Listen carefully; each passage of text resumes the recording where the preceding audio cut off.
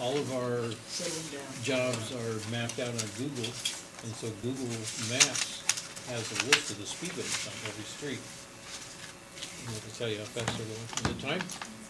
Okay, let's be quiet. I call the meeting to order of the Joshua Basin Water District June 19th board meeting. And at this time, I'd like to ask Karen Tracy to lead us in the Pledge of Allegiance.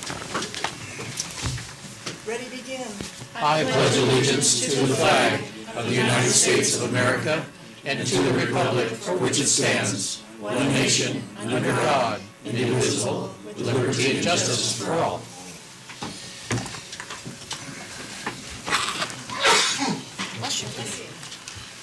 Before we get started, I'd like to say happy birthday to Director Unger. Are we going to sing to you? No. I'll take every birthday I can get. Determination of 29. Do a roll call vote. Director Reynolds? Here. Or roll call. Director Unger? Here. Director Johnson? See. And Director Hund is called ahead. He wouldn't be able to attend tonight. You have a quorum of 3. Thank you. Entertain a motion for the approval of the agenda. So moved. Is there a second? Second. All those in favor? Aye. So moved, so done. Public comment. Members of the public may address the board at this time with regard to matters within the board's jurisdiction that are not listed on the agenda. State law prohibits the board of directors from discussing or taking action on items not included on the agenda. Members of the public will have an opportunity for public comment on any item listed on the agenda when it is addressed on the agenda. Please limit your comments to 3 minutes or less. Yes, ma'am. Hi, Gail Austin, Joshua Tree resident. I want to applaud the district and the board for all that they have accomplished. You've started the process of replacing our aging infrastructure and are starting to add water to our aquifer. Now, I would like them to turn their attention to the other side of the coin, which is wastewater. I would like to see them provide information on how to maintain a septic system. Since we are all on septic systems, I believe we could use some information on how our wastewater affects our aquifer and what we can do to maintain a healthy septic system. Some people moving here from sewer systems might not know if they should have a garbage disposal or a dishwasher, and where does the water go and what happens to it. With the addition of Director Reynolds, we now have a plumber back on the board, and his knowledge would be helpful in tackling this subject. Perhaps you could include information in your newsletters or on the web. How often should I have, or how does the septic system work first? How often should I have it pumped? What should and shouldn't go into a septic system? And what are the costs of not pumping? And I just have to add, on another note, I would love to see a recharge policy where it was the policy of the district that any water that comes out is replaced so that all the generations to come can have safe, clean drinking water here in the Morongo Basin. Thank you. Al Marquez, Community of Sunfair of Joshua Tree. I just want to make a comment that really it doesn't have that much to do with the water district, but sort of. This has to do with fire protection number 5, the county fire protection that LEFCO authorized for the fire protection number 5 to be jurisdiction over all of San Bernardino County. Basically, I just wanted to say that we are paying for fire protection services in the Morongo Basin. Just for my property alone, I'm paying $122 a year, even though it doesn't show it on my property taxes. It goes into the general fund. The general fund is taken out and paid for fire protection. And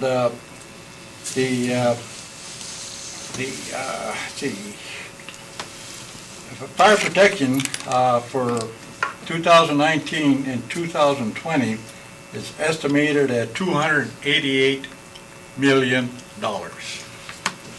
And I don't know where that money's going, but somebody's making big bucks. So anyways, the bottom line is that we are paying for fire protection underneath our property taxes. And with fire protection number 5 being authorized by the Board of Supervisors, 4-to-1 vote, that we're going to be paying another $157.26 a year for the next year. And there's three suits against the Fire Protection 5 right now, but the judge that authorized the Fire Protection 5 to go ahead with the charging of fire protection fees, and I hope that these organizations go ahead and file an appeal once we pay that tax. Thank you. Any other public comments? Now I'll entertain a motion to approve the consent calendar. I move we approve the consent calendar. I'll second that. All those in favor? Aye. Aye. Aye. So moved, so done. Item number 7, public hearing. At this time, the board will conduct a public hearing to receive and discuss public input and comments regarding the water availability charges for 1920 years of, and authorizing collection by San Bernardino County. General Manager, Ms. Greer. Tonight we'll conduct the public hearing for the 1920 standby charges. This is a legal requirement. We've done it every single year since at least 1988 that I know of. And it's necessary each year whether or not we change the rates or methodology, and the rates are unchanged since 1996, so we're continuing in the same way as we have for several decades now. As required, we've got an updated engineer's report. It was prepared the first time by our new consultant that was authorized several months ago. NBS will do our annual standby administration going forward, and they prepared the engineer's report this year. I'm really happy with the content, the format of the report compared to what we had in the past. So big improvement there, in my opinion. We advertised as was required, and we're holding the public hearing and need to adopt the resolution tonight. Water availability charges are also called standby charges. That's what most of us call them. They're levied on all non-exempt parcels in the district. The standbys were one of the very first resolutions adopted in the water district, so we've been charging these since the mid-60s.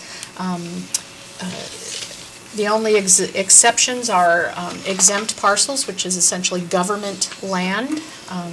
And since 1992, the board has directed primarily the standby charges for payment of any of the Morongo Basin pipeline related charges. There was debt service initially, and then operations and maintenance costs. Remaining revenues generated from the standbys are used for other legal purposes of the district, as outlined in the report. They're a major source of revenue for the district, generating well in excess of $1 million a year, 15% of our approved budget this year.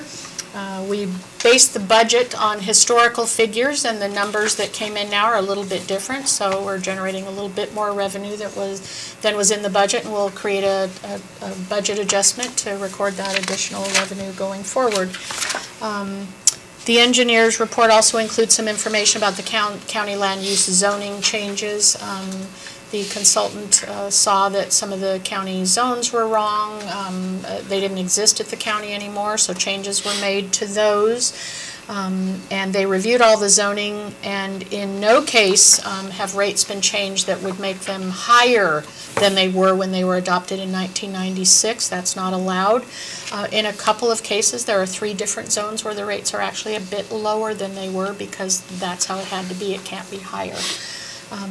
We noticed the public hearing in the High Desert Star is required. We don't have to send individual mailed notification because we're not changing the rate or methodology, and any written protests, which there are none to my knowledge, would be included in the, on page 11, your resolution, about 3/4 of the way down the page. On the far right margin, there's a little blank there, and we put some number in there after the hearing, and then we're good to go. So I'm happy to answer any questions. This is routine. You've all been through this many times. So.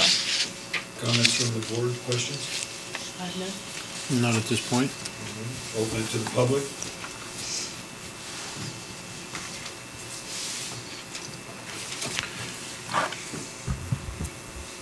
Tom Flowen, Joshua Tree North, ratepayer. I just wanted to point out, I think some of this should be discussed a little bit. And that is in Susan's reports on this, that there are in excess, more or less, I guess it's 12,000 parcels. And so all those parcel owners are paying this standby fee.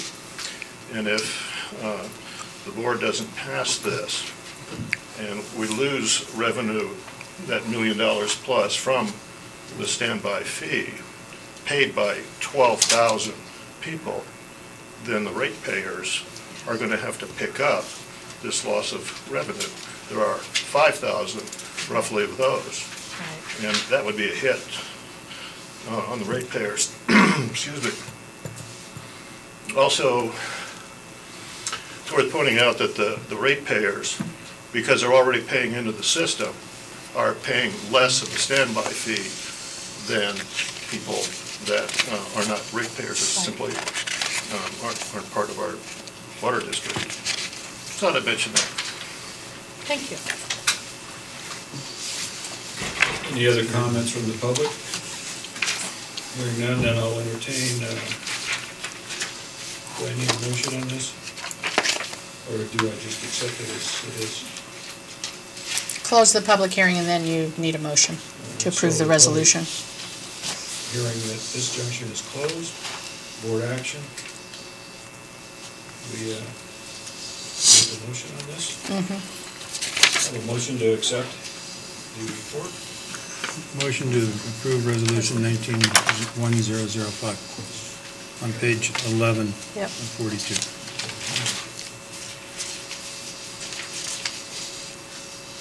I move that we approve resolution 19-1005, establishing a water availability charge for fiscal year 2019-2020 and authorizing the collection thereof by the county of San Bernardino. I'll second that. Any discussion? Not, all those in favor? Signify by saying aye. Aye. So moved, so done. Item number 8, Joshua Basin Water Board member vacancy. It's recommended that the board discuss and determine how to proceed with filling the vacancy created by the passing of Mickey Luckman. Government Code Section 1780 provides that the board may fill a vacancy by an appointment or by call for a special election. I'm going to defer to legal counsel. Sure, Mr. Chairman, I'll provide legal input and commentary. With deep sadness, I do so, by the way. Again, the district is faced with this task at hand, losing a very dear person, the community at large, too. Anyway, the task at hand now is to appoint the vacancy. And during the 60 days passing, during the 60 days passing from June 9th, when Mickey passed away, to August 9th, the board enjoys exclusive authority to make the appointment. And you have 60 days to either make an appointment like the agenda provides, or to provide for a special district election, which I understand are very expensive. Historically, this district has always opted for the option of making the appointment within the 60-day period that you enjoy that authority. Now, the legal requirement for you to exercise that authority is very marginal. The only thing you have to do legally is to post a notice of the vacancy 15 days prior to making the appointment, 14 days actually. What you're asked to do tonight is to decide whether you want to exercise that authority that you have for the next 60 days and either call for an election or call for an appointment within this body of this legislative body, and then instruct staff to initiate the process to make that appointment. I looked at the calendar before tonight's meeting, and it looks like your next regular board meeting is July 17th. It's well within the 60-day time frame, and it's something the task is very, very well versed on how to implement that process. What will happen if you a motion tonight that says you're going to, that adopts the fact that you're going to make the appointment and not opt for the special district election, that same motion should authorize staff to initiate the process to facilitate that appointment, probably July 17th. That's an easy time date to make. And that would negate the necessity of calling for a special board meeting, which you're authorized to do. If things don't work out if you don't have consensus on July 17th, you can always continue the meeting on July 17th, or you could just call for a special board meeting sometime thereafter. After the 17th, you'll still have, gosh, at least 3 or 4 weeks to reconsider if action is not taken. So you're well within the time frame where you enjoy exclusive authority. If you don't exercise that authority within the 60-day time frame, it passes to the Board of Supervisors, and you relinquish that authority, and it moves to them exclusively. So I said a lot of words, I used a lot of words, but basically what I tell you is for the next 60 days, you have the exclusive authority to either make the appointment within that 60-day time frame or call for a special district election. Susan can provide commentary on the fact that a special district election would be very expensive. I'm sure she would confirm that. Historically, this district, and like most other districts, they opt for they like to exercise the authority that they make the appointment themselves. And other things you're going to have to consider during this process prior to July 17th is posting the notice of the vacancy. That notice has to be posted in 3 conspicuous places in the district.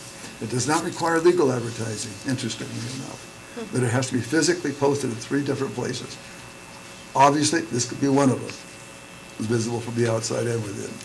It could be maybe the post office, any public place, maybe the community center, but it has to physically be posted there, and you have to certify that the posting has actually occurred. Newspaper, I think this district is also utilize the newspaper as a way to advertise a vacancy. Not legally required, but it's a good way to reach out to the public at large.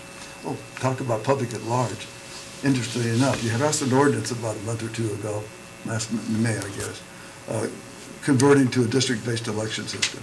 That doesn't, if you read the ordinance like I did, it only goes into effect for the election in 2020. So the candidates for this vacancy can live anywhere in the district. It's at large until the 2020 election. So you're not encumbered by the requirement that you live in the district that Vicki resided in. Does anybody know what district that is? 1. 1? Okay. So the candidates can be from the district at large. However, those candidates should be informed in the notice of public vacancy that once their term expires, which would be November of 2020, that was when Nikki's term would have expired, they'll only be able to run for office if they reside in that district, in the district in which they resided, not the district. If they're appointed from outside that district in July 17th, that's fine, but it'll be a short term. If they don't live in Nikki's division, Division 1 like Robert just alluded to, they'd have to run for a different district, not the one they were appointed to. Went kind of fast, Robert. Is that kind of what you want to get a feeling for? Yeah. One more question, if I may. Is it not also true that we need to notify the registrar of voters within 14 days? Yeah, that's that ministerial act. Beverly or Susan or somebody will do. Within 14 days after Nikki's demise, the registrar of voters has to be notified of the vacancy. It's a ministerial act. Yeah. District staff can do it. Your assistant secretary, your board secretary can do it. That has to be. They have to be notified by Monday, the 23rd. What's Monday, the 21st? 24th. Those 14 days are ticking away quickly. Yeah. So by next Monday, and she's going to send it in tomorrow. I would suggest, Robert, that you appoint an ad hoc committee, a vacancy, to work with Beverly and staff in the content of the notice of public vacancy, notice of vacancy. There's a lot of things that have to go in that notice. You have to talk about the requirements to occupy a position on the board. You got to talk about the fact that their term will expire when Nikki's would have expired. And then they'll have to run for re-election, and if they're not a resident of Nikki's division, they'd have to run in a different division. A lot of things have to be that public notice. And it'd be good if you coordinated that with an ad hoc committee. Because you should be part of that authorship. I can't think of anything else. It's just, unfortunately, it's a process we've become too used to recently. Board comments? Director Reynolds? Yeah, unfortunate circumstances. Do we go with a vote, a special election? I'm certainly not in favor of that cost. As you said, Gil, it's historically we've done the appointment. I see no reason to change, and so I'm all for making an appointment. And the ad hoc committee is also a good idea. I like that. I would like, is there a map that shows where the district's available? I'm sure there is. I don't happen to have a copy of it. Okay, I didn't bring one with me. We have a copy in the office that is still being worked on. It Okay. needs to be more legible for the registrar of voters. Okay. And naturally, to any candidate, you do not have to be in Mickey's district to apply. And, but in 2020, you cannot, if you're not in that district, you can't run for that seat. You know, Mike, I really appreciate your comments because you brought to my mind the fact that the notice of vacancy, a lot goes into it, the authorship of it. And one of the things the ad hoc committee and staff might consider is clipping a copy of that map and alluding to the fact that Mickey resided in District Right. Number 1. And the successful candidate will be unable to vote, run for that district if he's not a resident of that district. Right. And to encourage. These are the kinds of things, the notice of vacancy is a complicated piece of Right. advertisement, it really is. That's all I have. I certainly agree with Mike and Don. It was just a couple of years ago that we were doing this for Victoria Fuller, and here we are doing it for Mickey. And, but this is, you know, it's the best way to do it, because we're still at an at-large. I think that's also, it seems, any kind of favoritism to think, oh, I'm going to plant somebody in that district and, you know, give them a head start as incumbent. I think that can't be said. I think since it is at large, it looks a lot more open and fair. Person might be in that area, they might not, and certainly I'd be happy to be on an ad hoc committee looking for people. I'll take comments from the public. Podium, please.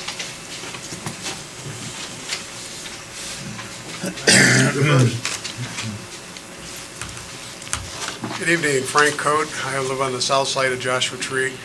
I guess my only question or comment would be, I realize that in 2020, the district's going to be rezoned into zones. That means that everybody running for election, and you have 3 seats coming open that particular time. So everybody running for the board is going to have to run for their own particular district. Is that correct? Yes.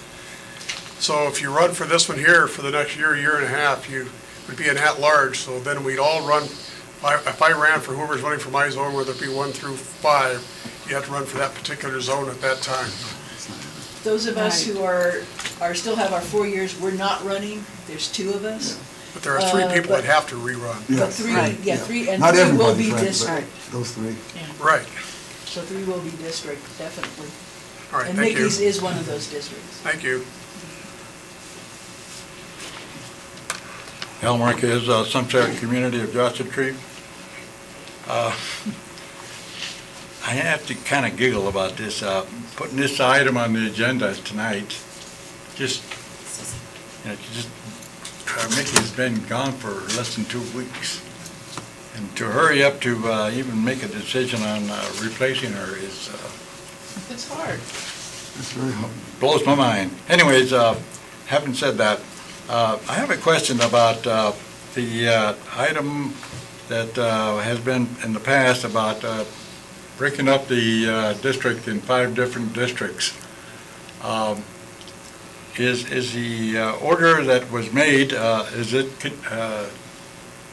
been adopted now, or will it be adopted in 2020 to have the 5 districts? I would like to ask council through the president to kind of get us a little bit more information on when this thing does take effect, either through an election or through an appointment. And I would like to say that Mick would have lost.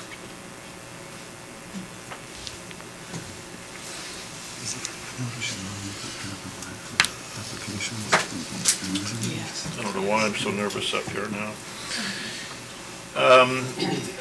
At least for the last 2 years, I've been sort of prompting the district board, staff, whoever would listen, that we need to get going on a lot of things. No more fooling around with delay and technicalities. The place is, Mickey used to pick on me for saying that the place was falling apart, but I think she came around. At any rate, that's what she said. At any rate, with a willing board, with an extremely competent staff, and that's inside and out. The general manager has substantially participated in the complete an overhaul, a complete redevelopment of the entire district in all parts. And I would hate to see if we delay, I don't know exactly how long it would take to do an election, but there's got to be the campaign process and all these other filing times and all this other kinds of stuff. I can't see how the district, how the ratepayers would benefit from that kind of a long delay. We've seen it, by the way, it was demonstrated last Saturday with water running down the highway again for hours from leak. But we have to, I think we have to proceed with this stuff. We have to get going. And because it's only going to get worse. It's only going to get worse. That was fast 3 minutes. Thank you. Is there any other public comment? I'll entertain a motion from the board, which would be your preference, a special election, or fill a vacancy by an appointment. I'll make the motion that we move forward with an appointment rather than a special election, or letting the county supervisor's office tackle that. Is there a second to that? Second. All right. Any discussion at all? Hearing none, then all those in favor signify by saying aye. Aye. So moved. We will have an appointment. Item number 9. Well, maybe this is some happy news. Appointment of interim general manager and approval of employment agreement. Recommend that the board consider appointing Mark C. Van to the position of interim general manager and approve of the employment agreement for said position appointment, which has been negotiated pursuant to the guidelines provided by the board, a copy of which is included in the agenda packet.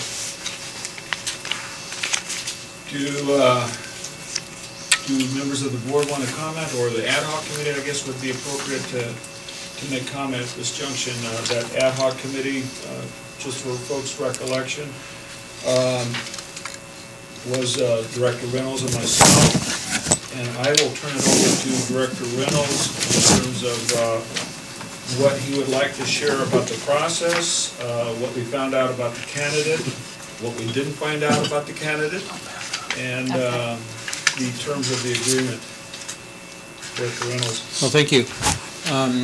We went through, in this case, comparatively speaking to the last time around, a short process, and because we had one person in mind, Mark. We first meeting, the president and myself met, and we came up with a strategy on what to do and how to do it. Questions, and then the second meeting was with Mark, and it was several hours long. We sat down and got to know Mark and asked a lot of personal questions, and got to know who you were. And at the end of the first meeting, I was pleased with what I saw. The second meeting was more of nitty-gritty. Let's get down to business. We sent Mark home with a homework assignment to come back with what he was hoping to see, and compare that to what we were hoping to give as far as pay and benefit package, vacation, etc. Along that lines, we came to a very close agreement with what we liked, and everything went very smooth. So here we are. There was a minor suggestion on some of the terminology in Section 5 under termination. Mark wanted to make sure this is a big step. And what if factor, you know, what if he doesn't meet our needs? What if we say, sorry, you know, have a nice day, move on? And so we come up with that just in case. Mark has the ability and the right to take his previous job back, you know, with the understanding of if he's terminated for just cause. Just cause is you really need to get fired. With that, we've come up with a good agreement. I'm happy with it. I've read it over many times. Mark, you've read it over, and you were happy with it, and so here we are. One thing I would like to say about Mark is he's a Yucca Valley resident. He's been here for a very, very long time. He's married into the family. His a lovely bride is talented. She has roots very, very deep here in the Morongo Basin.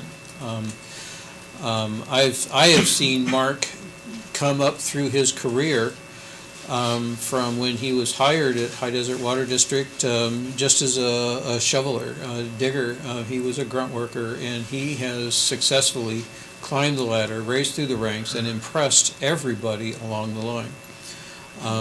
And seeing that, and then thanks to Kurt for recruiting Mark and bringing him on board to Joshua Basin, I think it's a great fit. I'm excited. I'm looking forward to working with you. And there is my lengthy discussion. I'll just make a couple comments. It was my pleasure to get to know Mark. The whole process with the ad hoc committee was, I think, rather extensive.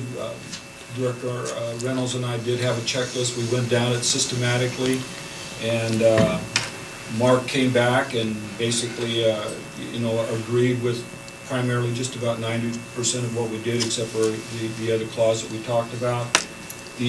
One of the provisos in the contract here is that the ad hoc committee will continue on until December 31st, when we determine if at that point in time he will then move on to being a permanent general manager. So we have a 6-month probationary period. I tried to encourage Mark that 9 years would probably be a better fit for us, but he thought 9 years was just a tad bit too long. So 6 months is the probationary period that we're going to work on. And I think we have a general manager in the making here. The interim that's going to do a fantastic job. The whole board was briefed by Director Reynolds and myself. We actually in closed session discussed everything on the contract. It was unanimous in our decision to bring this to a public forum this evening. And we just want to say that it comes with the blessing of the board with 100% support. And with that, I'll open it up to comments, and if there are none, then I will entertain a motion to accept the appointment. President Johnson, I'm sorry, go ahead. When we started this process earlier this year, it started really with looking at General Manager Sauer's employment agreement and talking about that. And at one point then Kurt let us know that he was getting married on April 20th, and he was saying, oh, well, you know, I can stay till September. And I said, Kurt, on April 21st, you don't want to come back. You're going to be out of here. No. Yeah. April 21st, I think he made that decision. He didn't want to come back. So thanks to the ad hoc committee who really pushed through on this, and I would say we've had these meetings, did have closed session meetings, and Director Luckman was involved, and she was very happy to promote Mark Van to this, very on board. Couldn't have been happier. Director Hund, who's not here tonight, he felt the same way. And he was also gives his blessing. So when President Johnson said it's with the blessings of the board, he's right. It was unanimous. Thank you. All right, public comment at this time? Al Marquez, Sunfair Community of Joshua Tree. First, I'd like to say I have no conflict with the general manager or the assistant manager. I have a lot of respect for both of them. I know the assistant manager is really qualified in water resources. Not like the manager when he was hired in with the water district. He had no experience in the water, but that's here nor there. I noticed that on the item on the agenda, there's nothing there specifying that it's an intern for 6 months. So as far as I understand, this is an interim manager for whatever length of time. I think if you look on, I think if you look on the contract, section 4, the term of this agreement shall commence on effective date of this agreement and continue until December 31st. Otherwise, terminated for section 5. So it is part of the contractual. Well, I understand that, but it's not specified on the agenda. When you vote on it, on this item, it should specify the term that you'll be as acting general manager until you make a decision. And the thing is that there's it boggles my mind to continue. I've said this before. We have a general manager, then we have a controller that is assistant manager, then the manager brings in another assistant manager. So here we have a double positions and the salary that was paid. I don't know how much the assistant manager is getting, but I know he's getting paid big bucks. And I don't know what's happening with the controller or assistant manager. If she took a cut in pay because she's no longer assistant manager or what. But Susan, that's not against you, Susan. I got a lot of respect for you too. I am still the assistant general manager, so. But that's my comment. Thank you. Me again. Tom Flo and Joshua Tree. In my time here, in Mark's time here, I've talked to him a lot. I've talked to him in the parking lot, I've talked to him in the shop, I've talked to him at meetings here during the day. I've talked to him before and after board meetings. I've talked to him at Home Depot. I'm impressed with him, and I'm impressed with the fact that he will be very competent in the position he's about to undertake. I was at Kathleen's Farmers Market a while back, and we happened to have a Yucca Valley water guy pass by, and he sort of made a comment about what a steal we made getting him from over there. He has an ability to simplify, to take some complicated issues and such, and he almost has a little bit of a been there, done that sort of approach to things because he's been there and he's done that. I talked to him the other day at Kurt's celebration, so to speak, and I told him substantially, I said that it's not his job to fill Kurt's shoes. It's his job pretty much to fill his own shoes, to work at his fullest potential and to our benefit, to the district's benefit, and I'm pretty positive that he's going to do that. Thank you. Karen Tracy, I'm here representing the CAC and welcoming you, congratulating you on your appointment, Mark. I look forward to working with you. I'm sure the entire CAC looks forward to working with you to create collaboration between the ratepayers, the citizens, and the district. Thank you. Any further public comments? And if not, I will entertain a motion to recommend that the board consider appointing Mark Ban to the position of interim general manager effective this evening or effective the 21st of June. I would like to make that motion. make that motion? Do we need Yes. to make an X date on there of December 31st? It's on the contract. It's on the contract. Page 29 and 42. Just checking Yeah. health concerns. That's it. Do I have a second on that motion? Second. All right, all those in favor signify by saying aye. Aye. So moved, congratulations.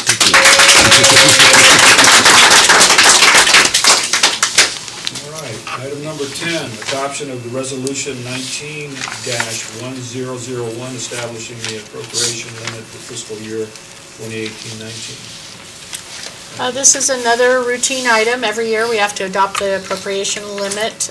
We got a little behind this year, and we were processing the next appropriation limit and realized we hadn't formally done the one before. So we are still well within the time frame here, but you'll have the 1920 appropriation limit coming to you in just a few months. So the appropriation limit, more informally known as the GAN limit, was enacted in response to the Orange County bankruptcy in 1980.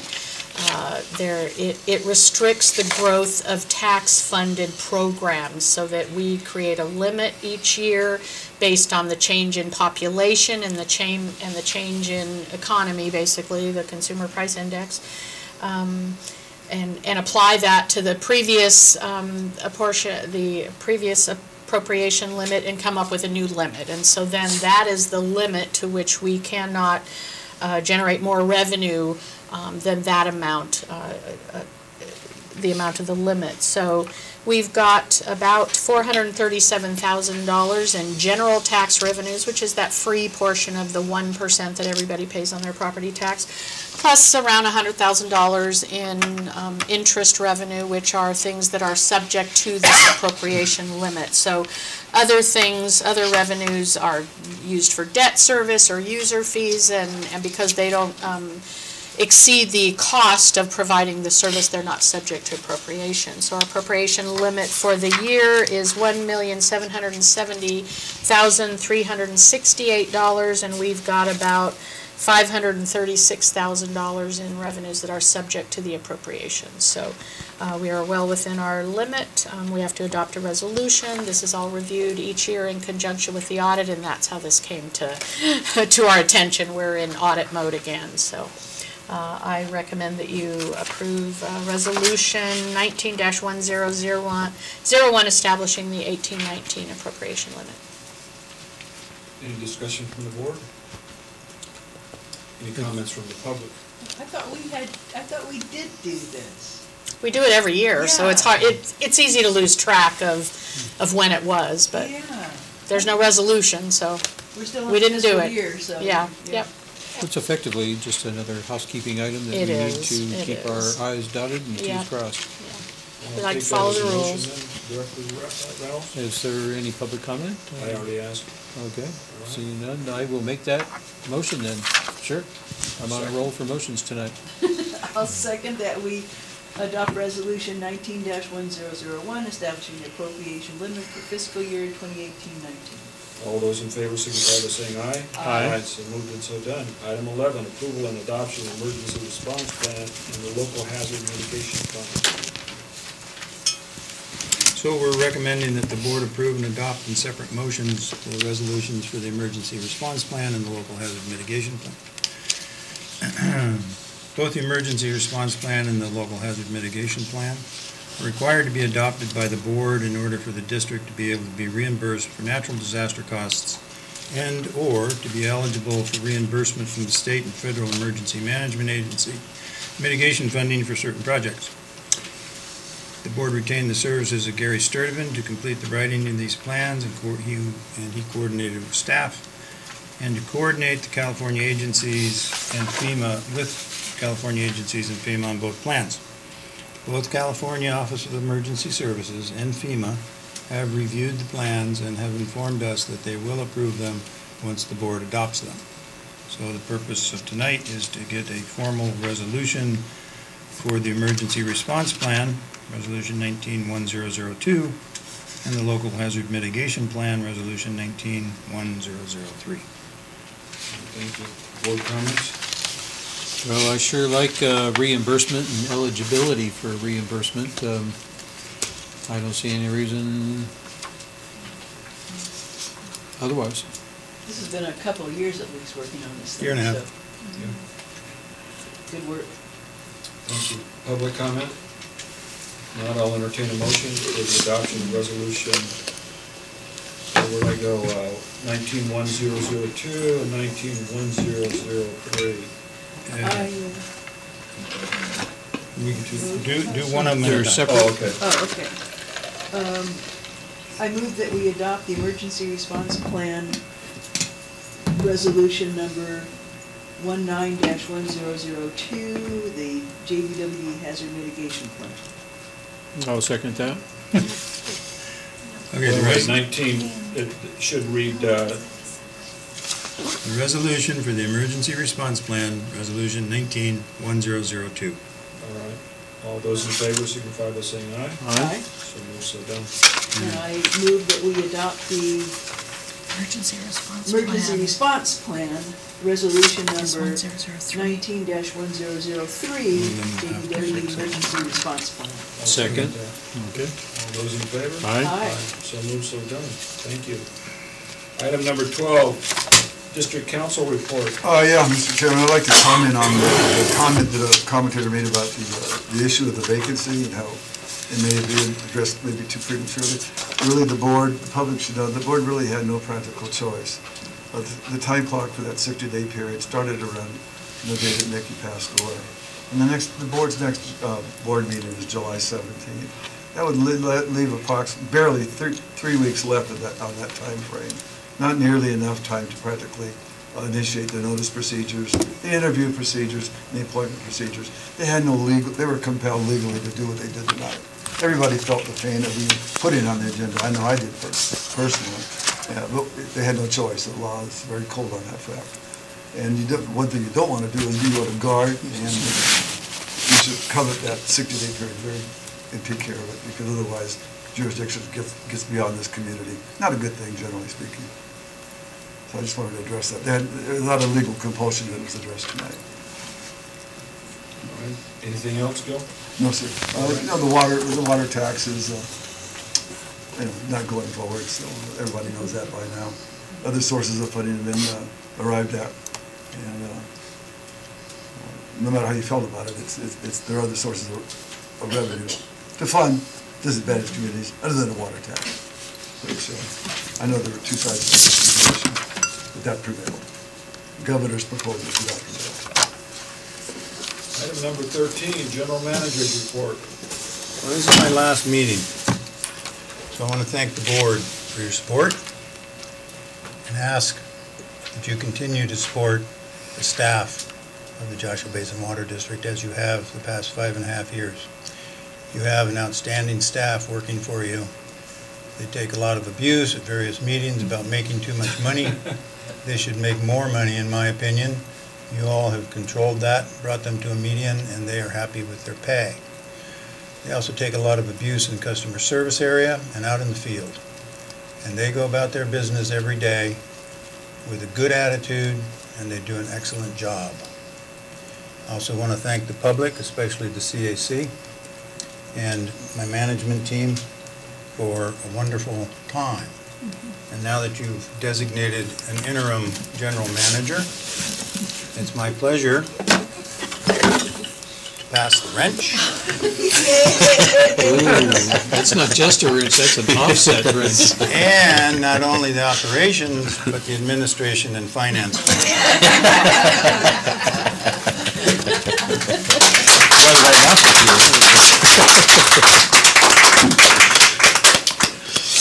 And with that, I'll pass it on to the interim general manager.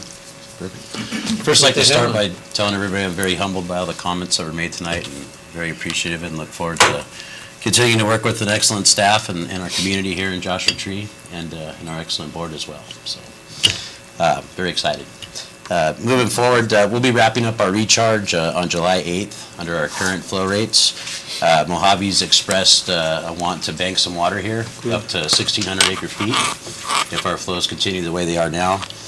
Before the next board meeting, when we bring that amount for approval, we're able to recharge 80 acre-feet within the basin. So staff intends to continue recharging after our July 8th to start banking some of that water in advance. And then we'll bring it to you for approval on the 17th for the total amount. Congratulations again, Kurt, thank you. You betcha. Item 14, director's comments and reports on meetings attended.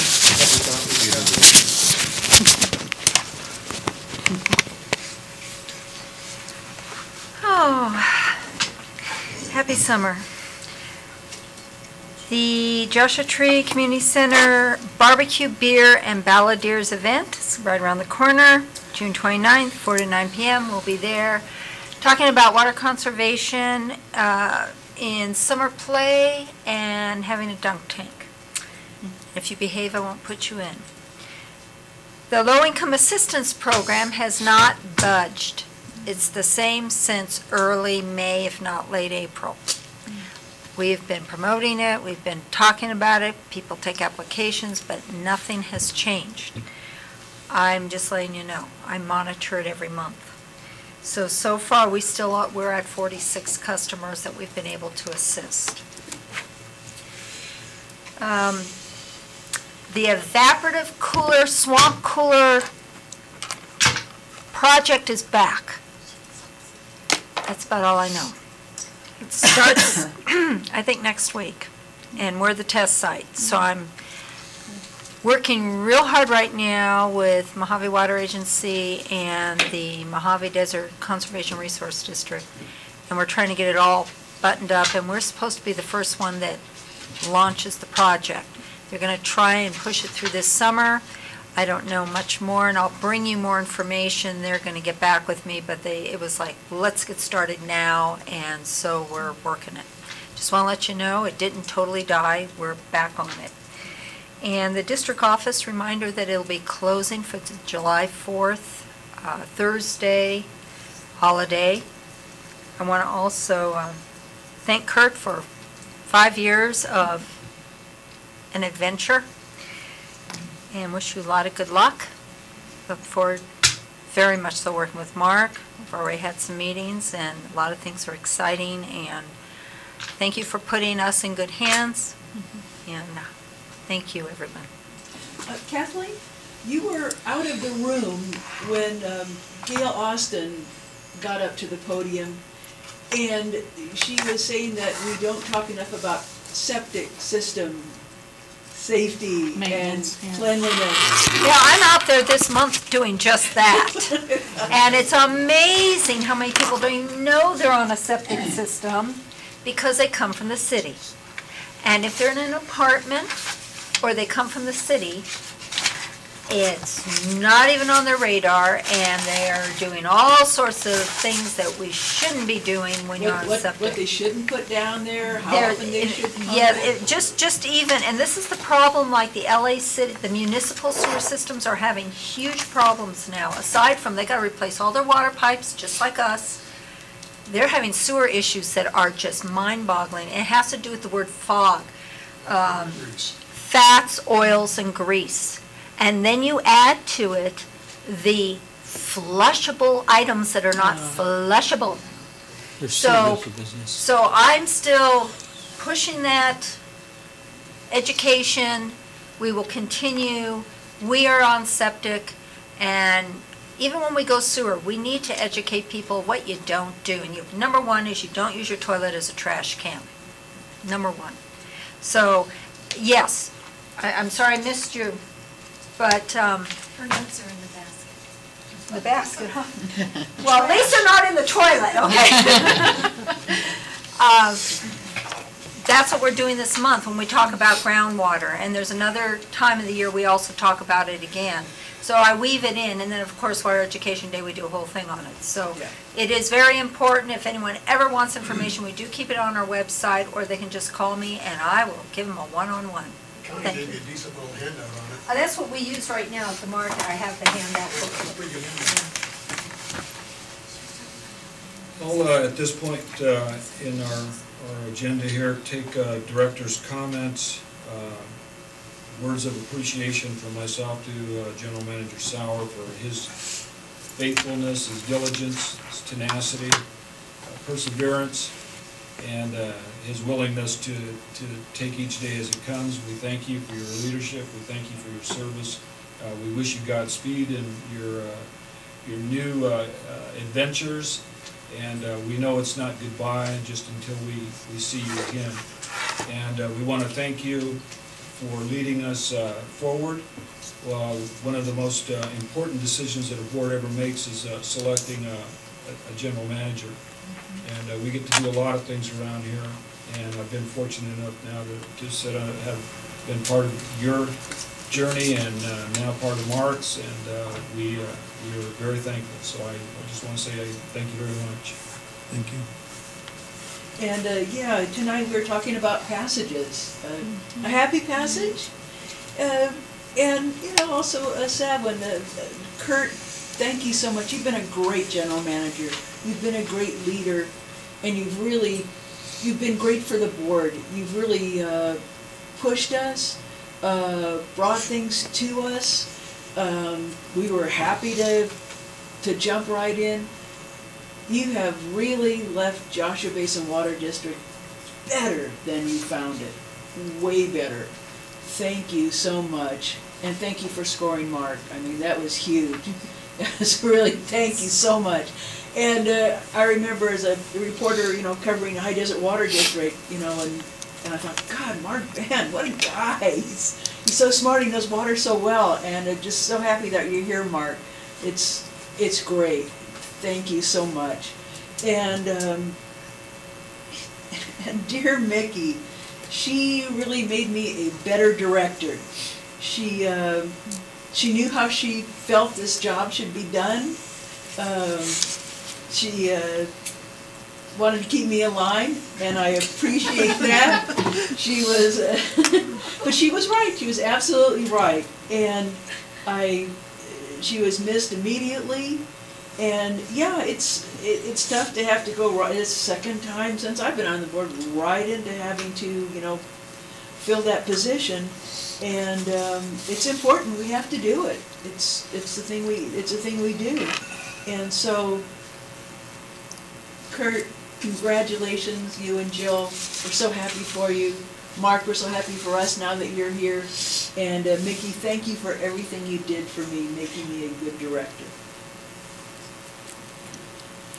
I guess it's my turn. I concur. Kurt, you are one smart cookie. From the day we hired you, I have enjoyed watching you. I've enjoyed watching you progress. I've enjoyed watching you lead. I've enjoyed watching you plan, and I've enjoyed watching you implement your plan. All the way from what on earth, it just comes, you put it in the cup and drink it, right? To there's not much about water you don't know now. You hit the ground running. From the minute you stepped onto that seat that says general manager, you were the general manager. You impressed everybody. You came up and you did your job wonderfully, and good job. I'm grateful for you. All the way to, okay, I'm going to get married and I'm done. And even before that, you took time to plan your exit strategy. And I saw that happening, and with bringing in Mark, and this was all no accident, Kurt. This is you, and I want to recognize you for that, and thank you for a job well done. Thank you all. I had a lot of help. Mark, are you sure? As long as it ends like that, yeah. You got the cool wrench, you got the cool hat, let's get to work. I'm really looking forward to working with you. I feel very comfortable around you, Mark, and I'm pleased, and let's do some good things together. Septic tanks. Gail, thank you. Great opportunity and suggestion. And I agree, so many people I talk to have no clue what a septic tank is. And I sit down and I draw pictures and, you know, what it does and what the divider and how and what and the God's filter and everything else. And to take that one step further, and we suddenly included Kathleen, and she's already stepped up and doing it. Thank you. For everyone that's come to the meeting tonight, I also thank you for attending. It's because of you, you help us make decisions. It's not just about the board, it's about we represent you. And in closing, Mickey, I remember I met Mickey in 2007, and she hired me to come do a job at her house, and we sat down for probably 4 hours in her kitchen, talking about the politics before her and I were ever elected. And I think we both decided to run for office in that one meeting, that we just got to know each other. We've had some wonderful times together. We've shared a lot of emotions. We've had agreements and disagreements. Mickey was just, she was an icon in this district, and her heart and soul and love in Joshua Tree was evident throughout her entire tenure.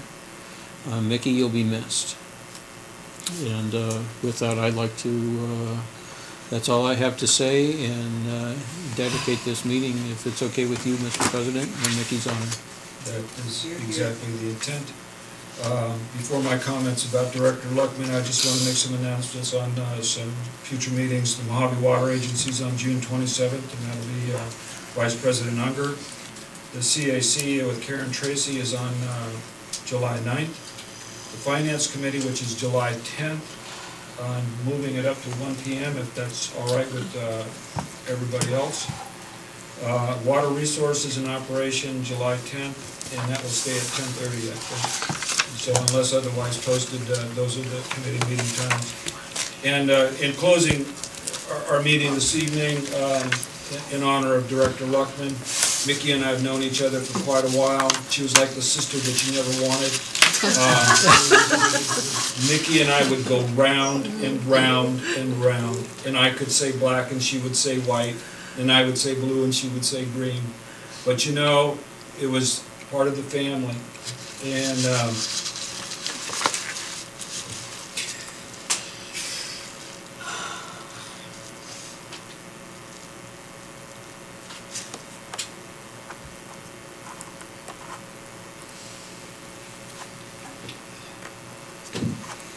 just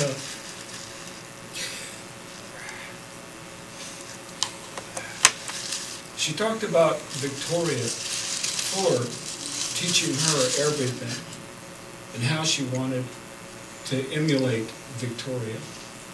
And of course Vic was on everything, and anybody remembers Victoria. Mickey, you've exceeded, you've accomplished, and I know, as Rebecca was saying, that I'm sure the two of them are probably looking down at us tonight saying, what are you guys doing? Bob, you got it wrong again. And here's the gavel, and I'd like to close this meeting in your honor. God bless. I should have asked for a motion, but so be it. Motion approved. Aye. God bless you.